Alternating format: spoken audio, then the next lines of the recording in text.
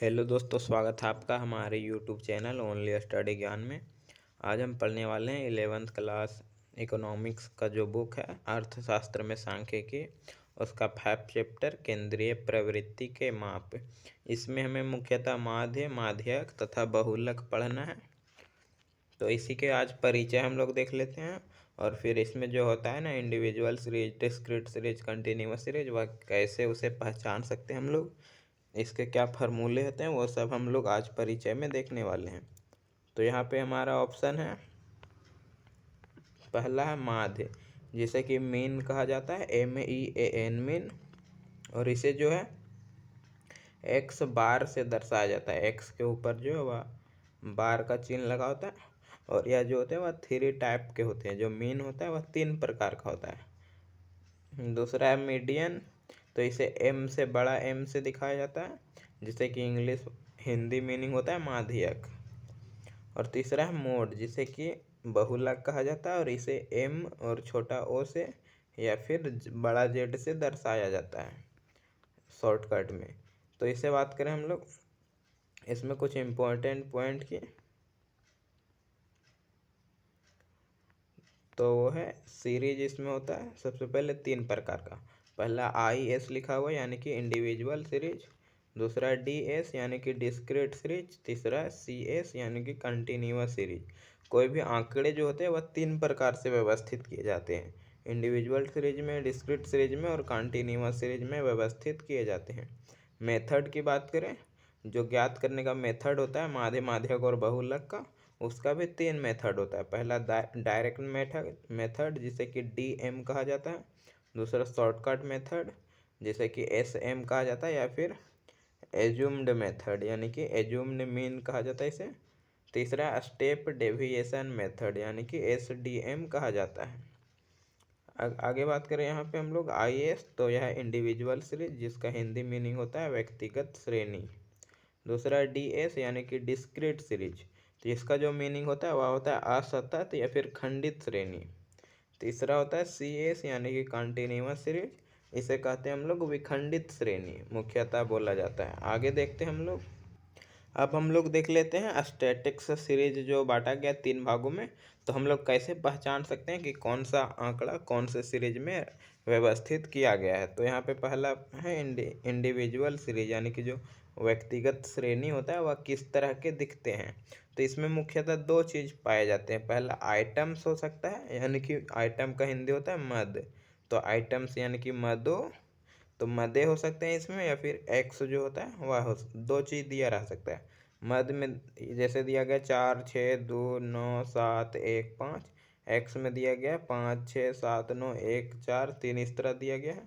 यह टेबल किस तरह भी रख सकता है। दूसरी टेबल की बात करें इसमें, तो सीरियल नंबर हो सकता है और आइटम्स हो सकता है।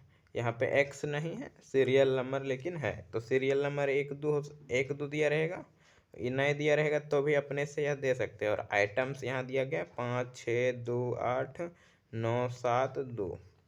और तीसरा अगर इसे बात करें तो सीरियल नंबर दिया रह सकता है 1 2 3 4 5 6, सीरियल नंबर हमेशा 1 से स्टार्ट होता है।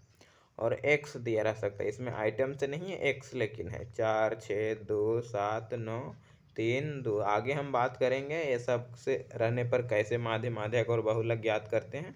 तो इस तरह से रह सकता है। दूसरे सीरीज की बात करें, डिस्क्रीट सीरीज यानी कि असतत या फिर खंडित श्रेणी जो होता है उसकी, यह किस तरह पहचान सकते हैं हम लोग। तो इसमें आइटम्स दिया रहेगा पहला, दूसरा फ्रीक्वेंसी दिया रहेगा। फ्रीक्वेंसी को मुख्यतः स्मॉल एफ के द्वारा भी दिखा सकते हैं। तो फ्रीक्वेंसी का हिंदी होता है बारंबारता, बारंबारता। इसे आवृत्ति भी कहा जाता है, आवृत्ति, आवृत्ति यानी कि जो बार बार आते हैं तो यह कहा जाता है फ्रीक्वेंसी को। आइटम्स में 2 4 6 8 10 12 14, यानी कि यह लगातार अंतराल में दिया गया, समांतराल में आइटम्स। दूसरा हो गया फ्रीक्वेंसी, तो 2 है वह 5 बार आया, 4 जो है 4 बार आया, 8 8 बार आया, 10 2 बार आया है, 12 9 बार आया, 14 4 बार और 16 6 बार। तो फ्रीक्वेंसी दिया गया। दूसरे टाइप से देखें तो एक्स रह सकता है, आइटम के जगह एक्स आ गया यहाँ, एक्स। और जो फ्रीक्वेंसी है उसे एफ लिख सकते हैं, स्मॉल एफ। तो इसमें मेनली बदल गया है, आइटम के जगह एक्स लिख दिया गया है। तो यह भी बदला जा सकता है। तो यह भी 2 4 6 8 10 12 14 16 है, और एफ जो है यहाँ पे दूसरा आ गया है। तीसरे अगर बात करें तो एक्स रह सकता है और एफ रह सकता है, यानी कि कुछ भी रह सकता है। यहाँ पे देख लीजिए, यह बराबर अंतराल में नहीं है, कम 5 के बाद 4 हो गया, फिर 8 हो गया, फिर 11, कोई भी अंतर में हो सकता है। और अगर बात करें इसमें तो एक और है, यहाँ एक्स रह सकता है और एफ। तो वह स्तंभ टाइप का था, यानी कि कॉलम बना हुआ था, लेकिन यह रो बना कर दिया गया इसमें, रो में यानी कि पड़ा हुआ, वह खड़ा था लेकिन यहाँ पे पड़ा हुआ दिया गया है। तो एक्स एफ किसी भी तरह के डेटा रह सकते हैं परीक्षा में। अब तीसरा बात करें हम लोग कॉन्टिन्यूअस सीरीज, जिसका हिंदी मीनिंग होता है विखंडित श्रेणी। तो इसमें देखिए क्लास इंटरवल, मेनली इसका पहचानने का ही है क्लास इंटरवल, जैसे कि शॉर्ट में CI कहा जाता है। इसका हिंदी मीनिंग की बात करें तो वर्ग और अंतराल, वर्ग अंतराल इसे कहा जाता है। और फ्रीक्वेंसी जैसे कि एफ से दिखाया जाता है। तो यहाँ दिया गया वर्ग अंतराल 0 से 10, 10 से 20, 20 से 30, 30 से 40, 40 से 50, 50 से 60, 60 से 70, इस तरह दिया गया। और यहाँ फ्रीक्वेंसी दिए गए, यानी कि 0 से 10 के बीच में जो आंकड़े वह 5 बार आए हैं, 10 से 20 में 6 बार, 20 से 30 में 7 बार, इस तरह दिया गया है। तो यह पहचान सकते हैं। अब आगे देखिए, कंटिन्यूअस सीरीज को 3 भागों में मेनली बांटा जाता है। इसे हल करना है तो कुछ इसके कंडीशन होते हैं। इंडिविजुअल और डिस्क्रीट सीरीज में तो नहीं होते हैं, लेकिन कंटिन्यूअस सीरीज में होते हैं। इसमें एक्सक्लूसिव या फिर इंक्लूसिव सीरीज, यानी कि जो यह आंकड़े होते हैं वह 2 सीरीज में होते हैं, एक्सक्लूसिव और दूसरा इंक्लूसिव। इसे भी आगे हम बताएंगे।